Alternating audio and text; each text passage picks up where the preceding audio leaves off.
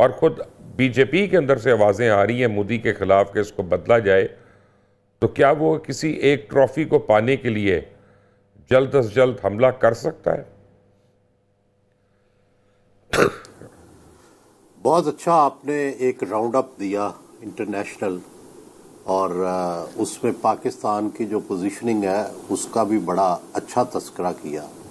بالکل صحیح ہے. دیکھیں اس وقت یہ جو ابھی ہم نے جنگ میں ایک راؤنڈ جیتا ہے، ڈیفینیٹلی دیکھیں اقتصادی طور پر ہم انڈیا سے پیچھے ہیں، دفاعی بجٹ میں ہم پیچھے ہیں، ٹیکنالوجی میں ہم پیچھے ہیں، لیکن ہم نے صرف اپنی جرات مندی سے، اپنی بہادری سے اور اپنی ایک ریزیلینس جو ہے اس کی وجہ سے ہم نے ان کو مات دے دی ہے.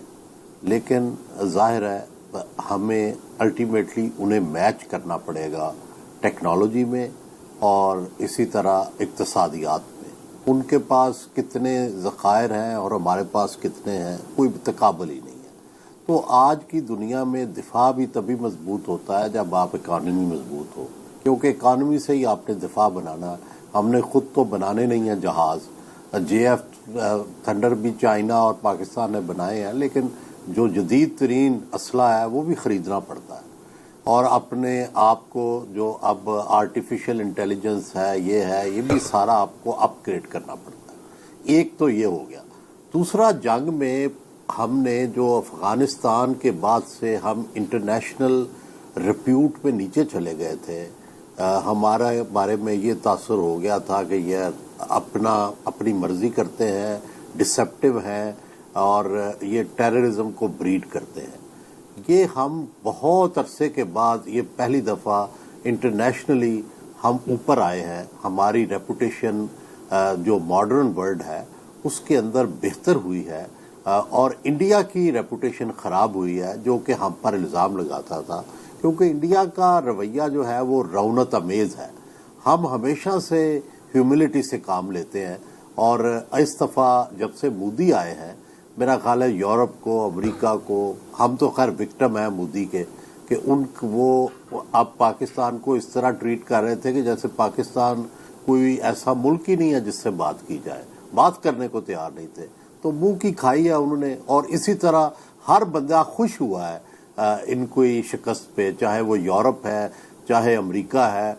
ہم جس سے بھی ملتے ہیں، جو بھی امریکہ، یورپ، وہاں سے ایون جو فارنر ہے وہ بھی خوش ہیں کہ یہ انڈیا کو آپ نے اچھا سبق سکھایا ہے.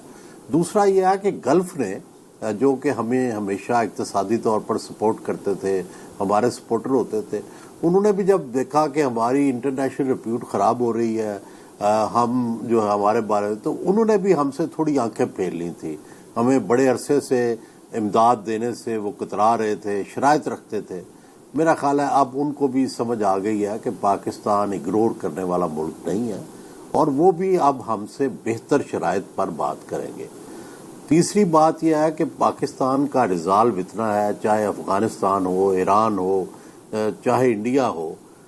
دیکھیں مجھے پہلے دن سے یقین تھا کہ یہ افغانستان والے جو غلطی کر رہے ہیں یہ بھگتیں گے. دیکھیں پاکستان کی مرضی کے بغیر افغانستان میں جو بھی رجیم ہے وہ سروائیو نہیں کر سکتا.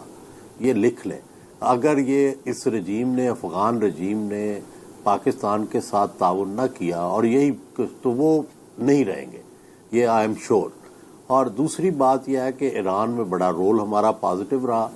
ہم نے نہ امریکہ کا ساتھ دیا بلکہ سمجھایا کہ بھائی آپ نے جو اگر رجیم چینج کیا تو یہاں ڈسٹربنس ہو جائے گی، شام کی طرح، عراق کی طرح اور لیبیا کی طرح. تو میرا خیال ہے کہ یہ بات ہماری اور سعودی عرب دونوں کی جو مشترکہ لاجک تھی یہ دنیا میں سمجھ آئی ہے، اور الٹیمیٹلی وہ رجیم بھی سروائیو کر رہا ہے، ایران ایز اے کنٹری بھی سروائیو کر رہا ہے.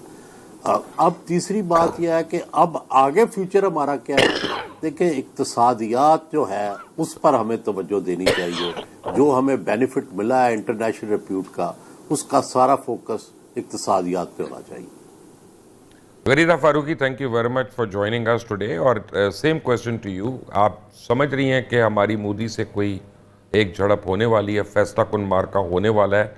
اور دوسرا یہ کہ جو فیوچر ہے پاکستان کا، جیسے وڈائی صاحب نے بڑی تفصیل سے بتایا، آپ بھی مجھے بتائیں آپ کی نظر میں کیا ہے؟ بہت شکریہ مبشر لقمان صاحب، اور جن الفاظ میں اور جس انداز میں آپ نے میرا تعارف کروایا ہے اس کے لیے میں بڑی شکر مند ہوں آپ کی، اور میں اس کا تمام کریڈٹ جو ہے اللہ کے بعد اور فیملی اور فرینڈز کی سپورٹ کے بعد اپنے کولیگز کو دیتی ہوں۔ آپ جیسے ٹریل بریزرز ہیں، آپ سے پہلے سہیل رائٹ جیسے ہمارے انتہائی قابل احترام سینئرز ہیں، آپ لوگوں کو سن کے دیکھ کے کچھ سیکھا ہے اور ابھی تک سیکھ رہے ہیں، ہم تو آپ کے تھینک یو۔ سامنے طالب علم ہیں۔ سو گزارش میری یہ ہے کہ آپ نے خبر دی ہے، آپ کی خبر کو ریفیوٹ تو نہیں کیا جا سکتا، اور جو آثار ہیں آثار نظر بھی ہے ایسے آپ ہندوستان اس وقت مودی سرنڈر کے اندر، مودی سرنڈر کے ماتحت ایک ایسے زخمی سانپ کی طرح لوٹ پوٹ ہو رہا ہے کہ جس سے آپریشن سندور کی ناکامی اور اس کے بعد پاکستان کے بھرپور اور زبردست اور انتہائی کامیاب آپریشن بنیان مرصوص جو کہ مارکہ حق کے تحت تھا، اس کے تحت ناکامی اس سے برداشت نہیں ہو رہی۔ اب آپ بڑے امپورٹنٹ جنکشن پہ آج کی ڈیبیٹ کر رہے ہیں، کیونکہ آج ہی جو بھارت کے ڈیپٹی آرمی چیف ہیں راہول سنگھ، انہوں نے اپنی شکست کا اعتراف کر لیا۔ انہوں نے کہا کہ جی پاکستان کو ہمارے طیارے ابھی سٹارٹ ہو ہی رہے تھے کہ پاکستان کو پتا چل گیا کہ ہمارے طیارے وہاں سے اڑان بھر رہے ہیں۔ اور ابھی کچھ ہی عرصہ پہلے میری پاکستان ایئر فورس کے ساتھ، ان کے شاہینوں کے ساتھ ایک بڑی طویل انٹریکشن ہوئی، کوئی 7-8 گھنٹوں کی، اور کچھ چیزیں تو بہت سی آف دا ریکارڈ رہیں جو میں نہیں بتا سکتی۔ آئی وش کہ میں وہ بتا سکوں مبشر لقمان صاحب، کیونکہ وہ ایسی آپریشنل ڈیٹیلز ہیں، بہت سی چیزیں ایسی ہیں جو آپ کو میڈیا پہ نظر آئیں، جو ہم صحافیوں نے عوام تک پہنچا دی، جو سب کی پبلک نالج میں ہیں۔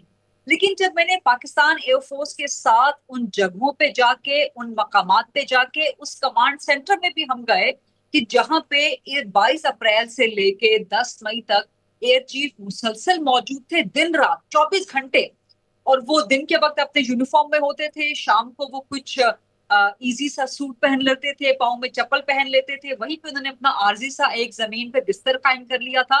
تو 22 اپریل سے لے کے 10 مئی تک ایئر چیف ایک ایک لمحہ، ایک ایک سیکنڈ وہاں موجود تھے۔